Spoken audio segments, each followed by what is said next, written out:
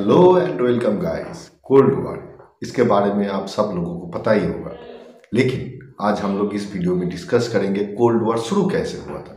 जैसे कि east Europe का कुछ देश जैसे कि Poland, Romania, Bulgaria, Hungary, Czechoslovakia, Albania और ईस्ट जर्मनी में कैसे यूएसएसआर ने यहाँ पे कम्युनिस्ट सरकार का स्थापना करने का कोशिश किया था। और जो वेस्ट यूरोप है वहां पे अमेरिका यानी कि यूएसए ने कैसे अपने इन्फ्लुएंस में लिया था। तो चलिए शुरू करते हैं।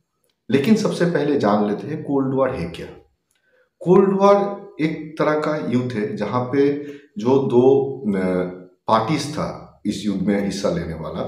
एक तरफ था यूएसएसआर जो कम्युनिस्ट आइडियोलॉजी में फॉलो करता था, एक तरफ था यूएसए या अमेरिका जो कैपिटलिज्म को फॉलो करता था। तो इन दोनों गुटों के बीच एक प्रॉक्सी वॉर छिड़ जाता है। ये लोग डायरेक्ट आपस में युद्ध नहीं करते, लेकिन दुनिया के अलग अलग हिस्सों में ये लोग इन्फ्लुएंस करने का कोशिश करता है। जैसे कि सुएज क्राइसिस हो गया, बर्लिन क्राइसिस हो गया, या फिर क्यूबन मिसाइल क्राइसिस हो गया, वियतनाम वॉर हो गया, कोरियन वॉर हो गया। इन छोटे छोटे जगहों में ये लोग इन्फ्लुएंस करने का कोशिश करता है और एक इनडायरेक्ट युद्ध में फंस जाता है। जैसा कि डायरेक्ट युद्ध नहीं होता है, इसीलिए इसको कोल्ड वॉर कहा जाता है। मतलब एक किसी किसी ने इसको एक स्नायु युद्ध भी कहा है, नर्वस नर्व का वॉर भी कहा है। ठीक है, तो आज हम लोग इस वीडियो में डिस्कस करेंगे कि ईस्ट जर्मनी में कैसे कैसे यूएसएसआर ने अपना इन्फ्लुएंस बढ़ाया था, और जो देश इसके इन्फ्लुएंस में आया था बाद में उसी देशों को लेके इन्होंने वार्सो पैक्ट बनाया था।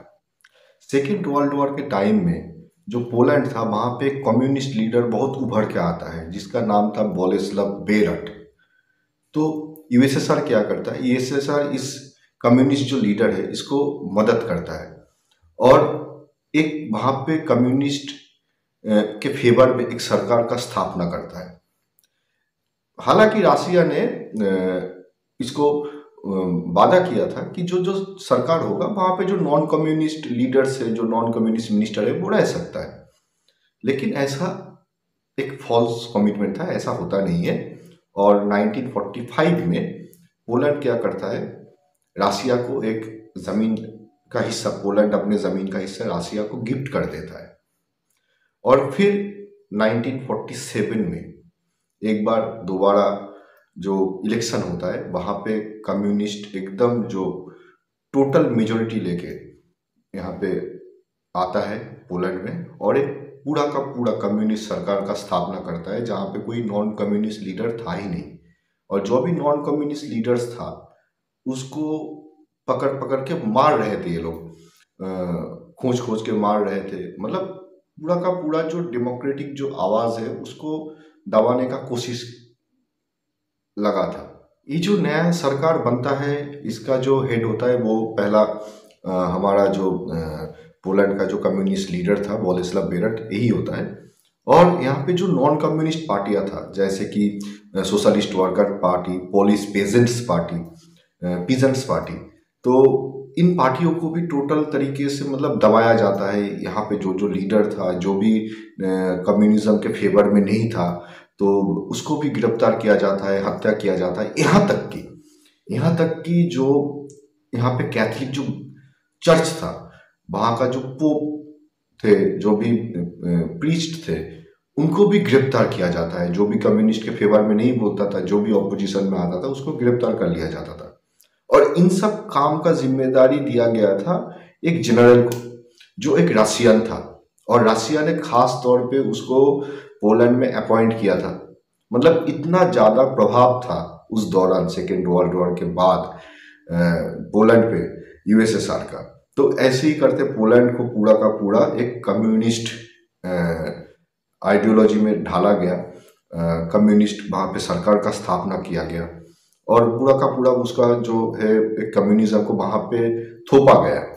पोलैंड के बाद आता है रोमानिया का केस। रोमानिया में क्या हुआ कि रोमानिया पहले था जर्मनी के कंट्रोल में, फिर जब सेकेंड वर्ल्ड वॉर खत्म होने वाला था, जर्मनी बहुत ही ज़्यादा वीक हो गया था। इंग्लैंड ने और रेड आर्मी रशिया का और यूएसए ने पूरी तरीके से बर्लिन को घेर लिया था। तो उस वक्त रोमानिया मतलब एक स्वतंत्र आज़ाद एक स्टेट बन जाता है। वहाँ पर जो किंग था माइकल, वो इसी का फायदा लेता है और वहाँ पे एक मोनार्की का स्थापना करता है। लेकिन ये ज़्यादा देर तक चल नहीं पाता है क्योंकि इसके ऊपर रासिया का या फिर सोवियत यूनियन का नज़र पड़ जाता है। तो रासिया क्या करता है 1945 में मार्च आते आते तक, तो माइकल जो किंग था इनको एक डायरेक्शन देता है कि आप यहाँ पे जो है ना कम्युनिस्ट सरकार का स्थापना करो। और जो किंग माइकल था ये बहुत वीक किस्म का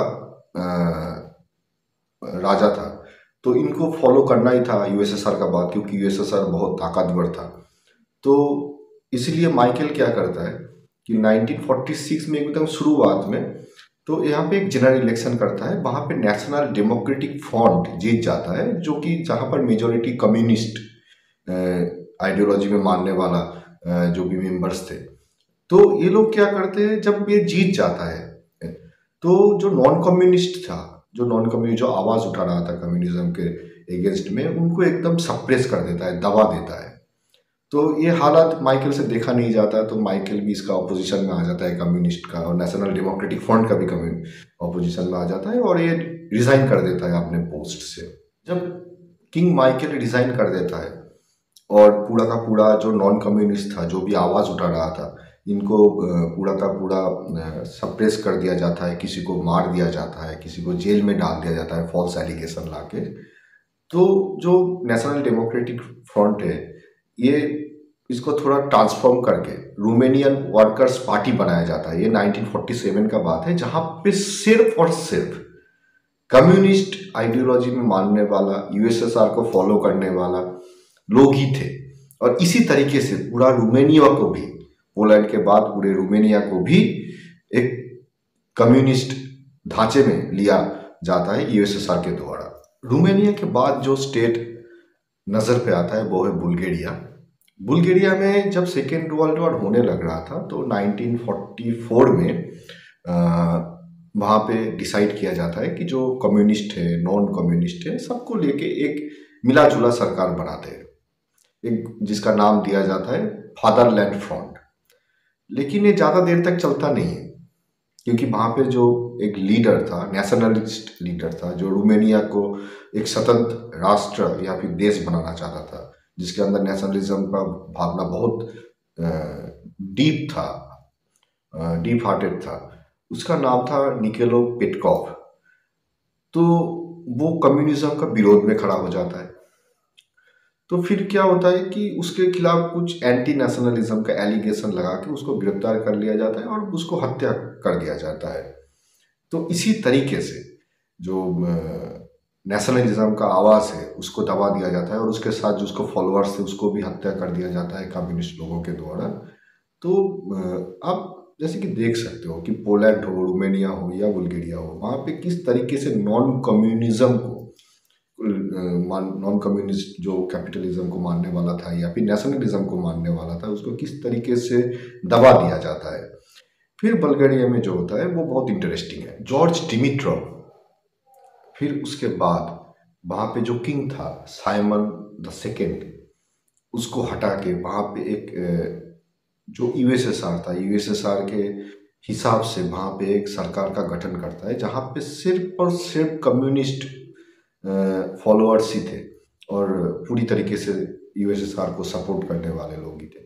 इसके बाद जो देश आता है उसका नाम है हंगरी।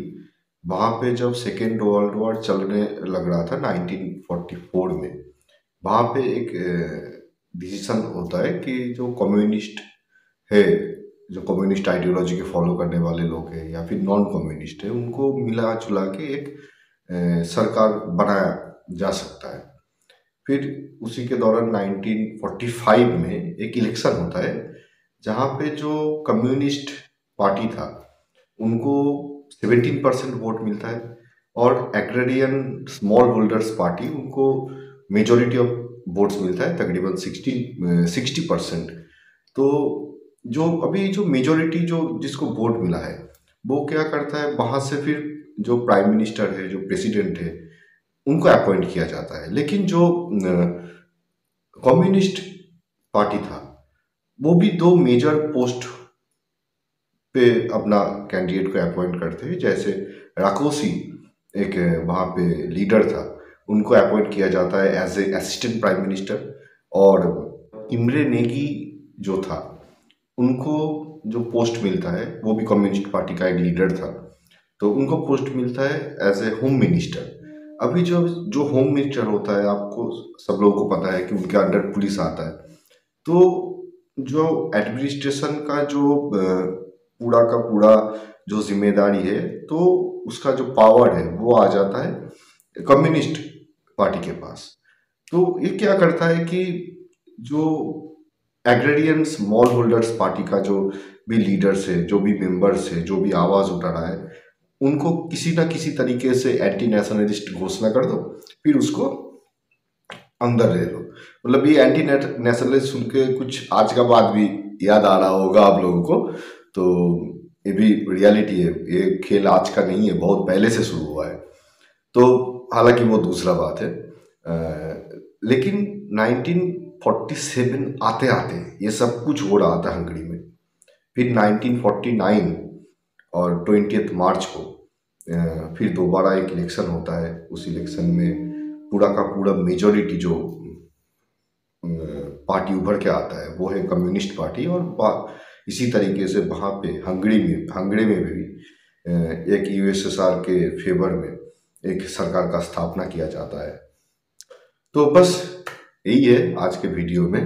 आज हम लोगों ने डिस्कस किया पोलैंड के बारे में, रोमानिया के बारे में, बुल्गारिया के बारे में, या फिर हंगरी के बारे में। आगे दूसरे वीडियो में जो वो जल्दी ही आएगा, उसमें डिस्कस करेंगे चेकोस्लोवाकिया, यूगोस्लोविया, अल्बानिया और जो ईस्ट जर्मनी है, उसके बारे में मैंने पहले ही एक वीडियो में डिस्कस किया है। मैं उसका लिंक नीचे डिस्क्रिप्शन में दे दूंगा, आप चाहो तो वहाँ पे जाके भी वो वीडियो देख सकते हो कि ईस्ट जर्मनी को कैसे वेस्ट जर्मनी और ईस्ट जर्मनी के बीच में कैसे एक दीवार बनाया गया था, और बार्लिन क्राइसिस कैसे शुरू हुआ था। बार्लिन क्राइसिस के नाम से वो वीडियो है, वो आप जाके ज़रूर चेकआउट कीजिए। और ये जो वीडियो है, ये मेरा वर्ल्ड वॉर सीरीज़ का दूसरा वीडियो है। और अगर आप लोगों को कुछ इस वीडियो में इंफॉर्मेटिव मिला हो तो मेरे चैनल को सब्सक्राइब कीजिए, दोस्तों के बीच में शेयर कीजिए। और गुड बाय, नमस्कार।